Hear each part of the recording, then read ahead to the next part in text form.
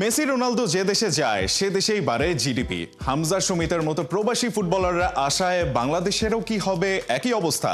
সুমিত সোম বাংলাদেশের জার্সিতে খেলার পরই গ্রিন সিগন্যাল পাওয়ার পরই ক্যাভালরি এফসি সুমিতকে দিয়ে বাড়িয়ে নিচ্ছে নিজেদের আয়। ক্যাভালরির টার্গেট বাংলাদেশের বিশাল জনগোষ্ঠী। এদিকে সুমিতকে ঢাকায় নেমে সরাসরি জাতীয় দলের ক্যাম্পে যোগদানের পরামর্শ দিয়েছেন হেড কোচ হাভিয়ের কাবরেরা।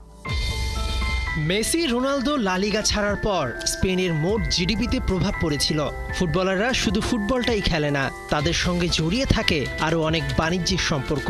ভালো ফুটবলারদের দিয়ে ব্র্যান্ডিং করে ক্লাব বাড়িয়ে নেয়, নিজেদের ব্র্যান্ড ভ্যালু আয় করে টাকা। সুমিত সোম বাংলাদেশের হয়ে খেলার অনুমতি পাবার পরই শুধু বাংলাদেশে না, তার কদর বেড়েছে কানাডায়। সুমিতের ক্লাব ক্যাভালরি এফসি বাংলাদেশের বিপুল জনগোষ্ঠীকে টার্গেট করেছে। ক্যাভালরির ফেসবুক পোস্ট কিংবা ইউটিউব কন্টেন্টে সুমিতের ছবি ব্যবহার করলেই পার্থক্যটা দেখুন।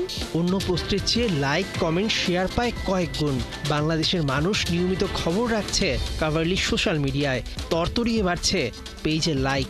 মানুষ রেকমেন্ড করছে শুধুই সুমিতের জন্য। ফুটবলের প্রতি ভালোবাসা পৌঁছে যাওয়ায় হামজা যেমন রাজি হয়েছেন, তেমনি সেই ভালোবাসা স্পর্শ করেছে কানাডায় থাকা সুমিতের হৃদয়। চলতি সপ্তাহেই এক ভার্চুয়াল মিটিংয়ে হেড কোচ হাভিয়ের কাবরেরার চাওয়া অনুযায়ী কানাডা থেকে সরাসরি সুমিতকে ঢাকায় জাতীয় দলের ক্যাম্পে যোগ দিতে বলেছে বাফুফে। 4 জুন ভুটানের বিপক্ষে ম্যাচে নিশ্চিতভাবেই সুমিত খেলছেন না, তবে ম্যাচের আগে বাংলাদেশে আসতে পারলে জাতীয় স্টেডিয়ামে বসে ম্যাচটা দেখবেন। তবে সুমিত একবারের জন্য হলেও তার গ্রাম শ্রীমঙ্গলের সোমবারই যেতে চান।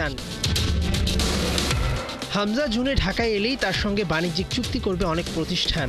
আগামীতে কানাডার জাতীয় দলে খেলা সুমিতের সঙ্গেও হয়তো চুক্তিবদ্ধ হবে বহু প্রতিষ্ঠান। সুমিতের আগমন শুধু একটা আগমন নয়, গ্যালারি ফিরে পাচ্ছে তার চিৎকার।